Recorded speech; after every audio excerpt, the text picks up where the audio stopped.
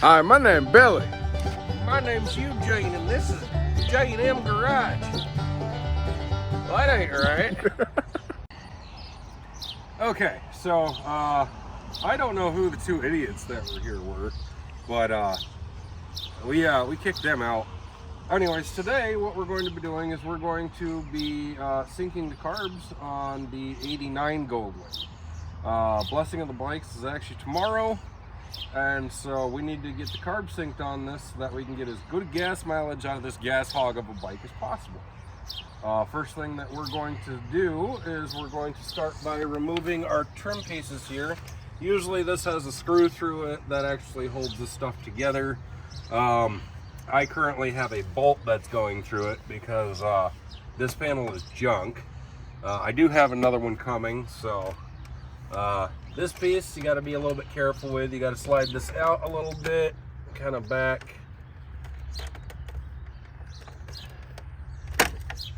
And then it kind of just pops right off there a little bit. We'll set that one off to the side. This panel is always a little bit more of a pain in the butt. Grab a screwdriver here a minute. And so this one, what we're going to do is we're just going to gently kind of work it off of here.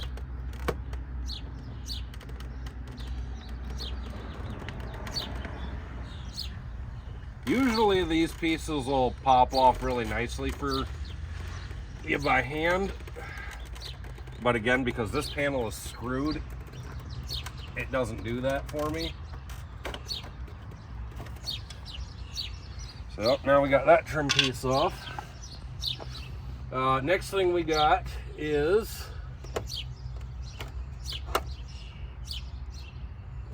nope, that one goes into the top.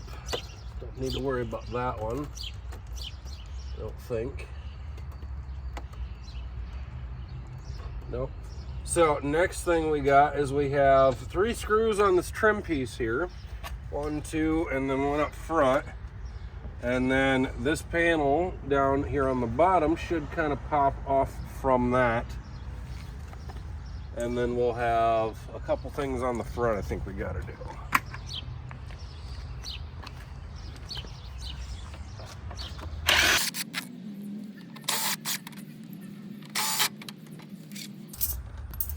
So there we have them off.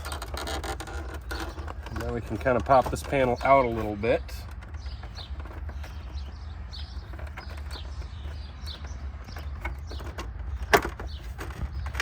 There we go. Now, let's see here. Okay, so this panel actually goes all the way down here. Kind of forgot about that. So up here in the front, let me get this off and I'll show you.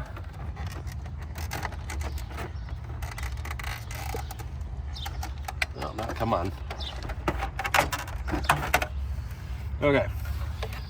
So up here in the front, there's a grommet. There's a little tab on your front grill here. And that tab goes into here. And then there's little alignment pieces down here. Looks like I got one of them that's broke off, and they'll line up with the hole here and that tab right there. And really that's about all there is to hold on that. And then we can access our vacuum spot right here on this side, and taking the other side off is going to be the exact same. So we will bring you guys back when we are done with that. Okay, so we got this side off. This side was a bit easier because this panel is in a lot better condition. As you can see in here, we have our radiator. Can you see that, Marco? Mm-hmm. Yeah, we have a radiator. So this actually needs to come out. We got one electrical connection there. We're just gonna tuck off to the side. And then there's 2 10mm bolts. There's one there and one there. So we're gonna get them off a quick sec.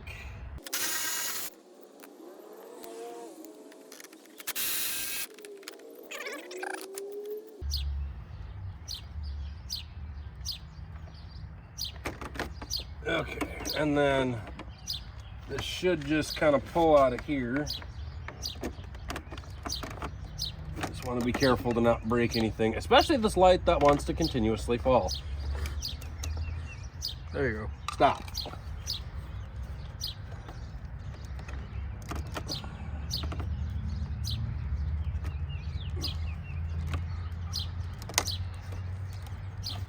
There we go. Okay, so that's out of there. Now, you won't be able to see this, and absolutely no video that I've ever watched on doing this can show you. But way up underneath of here, underneath of this frame rail that's in here, there is a screw on the carburetor. And I will move here in a minute because mine's actually, you can see mine better than you can see a lot of them. So this screw is the adjustment screw for this side, for this carburetor. The other carburetor is the main carburetor. So we will be adjusting this carburetor to the other one, and then going ahead and adjusting the other carburetor, which adjusts both of them in idle. So I'm going to move here a minute, and Mark will get in there.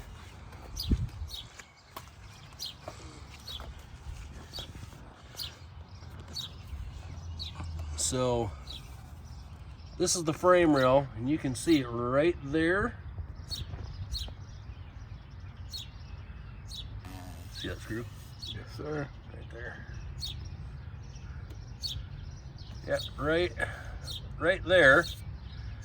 That is the adjustment screw. And I think that will make us the first video to actually be able to show it fairly well. So now we're going to hook up our vacuum gauges before we go and start the bike up to let it warm up. And this is the setup that I have. And everybody says that you need to have one side connected to the other.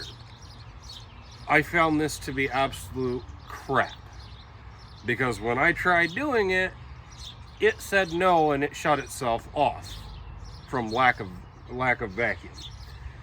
So this is how I did it. That way each individual side stays by itself. Is I have a T-fitting and another hose. I'm going to take this and connect it in there.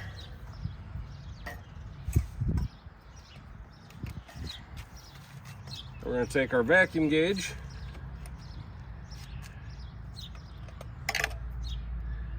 and connect it on the other side of this T-fitting right here. And then our open end, we're going to stick right back onto the vacuum port. That's smart. And then we can take our vacuum gauge and set it up here, or probably what we'll do is we'll hang it right here. There you go. So that way we can see what we're doing. We'll only need it this way. And then when we get the other side, I'll make sure that the longest bit of the hose goes up, so that way I can see that gauge too. So we'll get the other side hooked up and we'll bring you guys right back. It's the exact same process. Okay, so we have this side hooked up, and as you can see, we got our vacuum gauges to where from that side we can see both of them. We're going to open this up a quick sec, our fuel door, and if Marco wants to get in here and look, right here, this is the idle screw, or idle adjustment. This is how we actually adjust the idle up and down. So we're going to sync, again, that carburetor to this carburetor, and we do that by watching the vacuum. So if this gauge right here says that we are at, where's pressure vacuum, inches.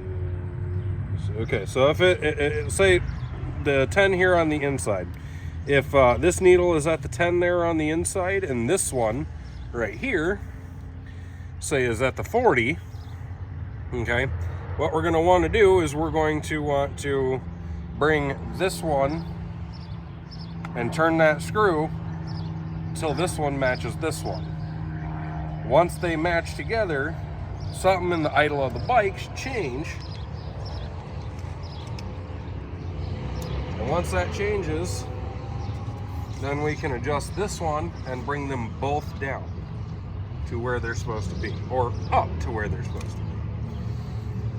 So we're gonna let the bike warm up, and we'll be back when we kind of get to the adjustment part of it. Okay, so we've let it warm up. This is actually about where it operates while going down the road. If we look at this vacuum gauge, this one we are at about, if we look at the bottom number, that one's at about 40. And if we look at this one's at just below 35. So our goal is to have this one go up to around the 40 mark. And I'm going to get in here and adjust this. And I'm going to make it go up towards the 40. I don't know which way I need to spin yet. And Marco's going to kind of watch that one too and let me know if that one moves anywhere. So I need to get...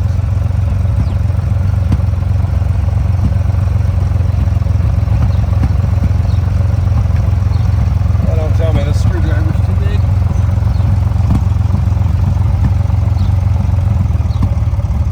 There you go. Got about 35 on this one.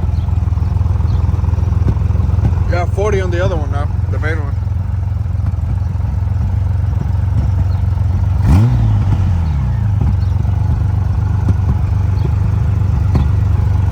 You have 40 on the main one. 41. And did this one go down or up? Yeah, down. Now it's at down? 34 now. Okay, so we need to apparently go the other way with it.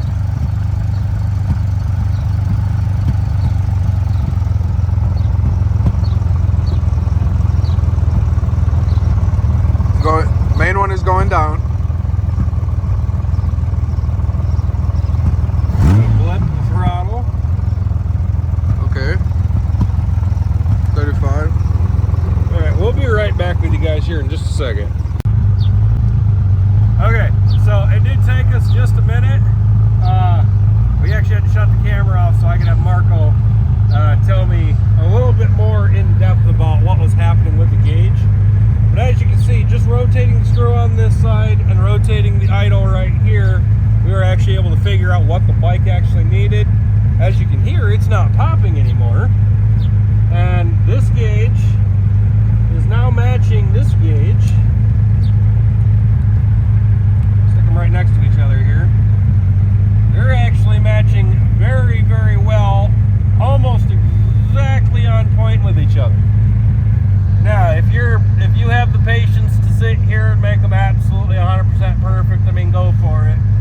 This is close enough, though. This is about really all a bike shop is going to do with these type of gauges. Now, yes, they have laser gauges and this and that all now, and they have computers which will tell you need to move it 1/100th of a microturn to the left. Yeah, it's still going to run just as good as this, so that is all she wrote for that. That's how you do it. Yeah, another good way you can tell is if you go and you start it back up. So there's that, and then you give it a rev. If your RPM stay up and then take a while to come back down, that's going to be a problem. That means you have a carb sync issue, but we do not have that problem. So ours is just fine. We are idling around 1,000, which is a little high for this. We're going to actually try and turn this idle down just a little bit. Try and make sure both of our gauges stay exactly where they're supposed to.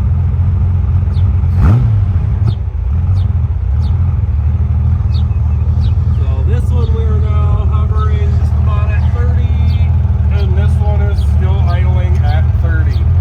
So to hold these back up. So adjusting this one, the main one, adjusts both of your carbs at the same time. So they're not perfect, but they're a heck of a lot better than they were. These were like 5 to 10 psi off from each other in their vacuum, which is not a good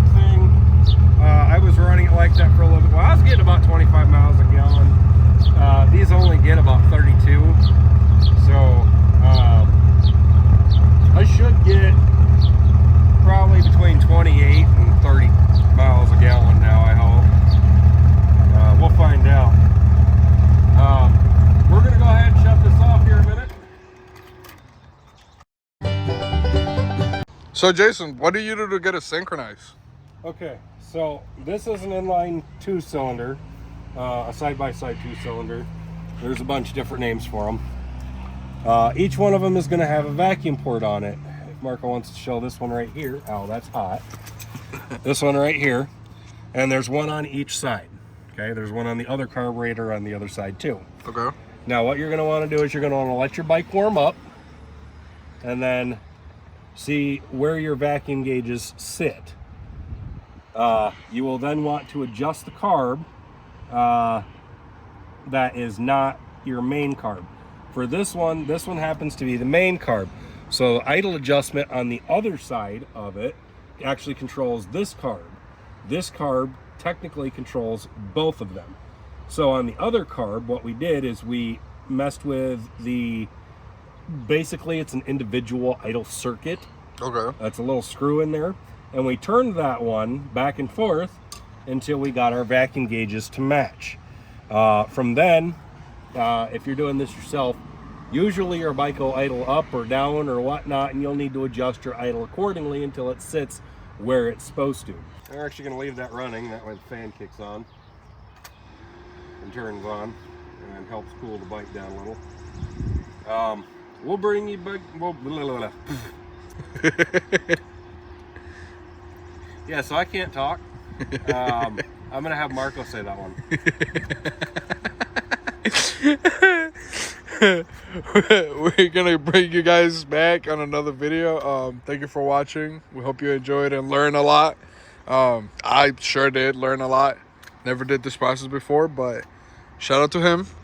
Like, subscribe, and comment, and hit the bell button so you know when we upload a new video.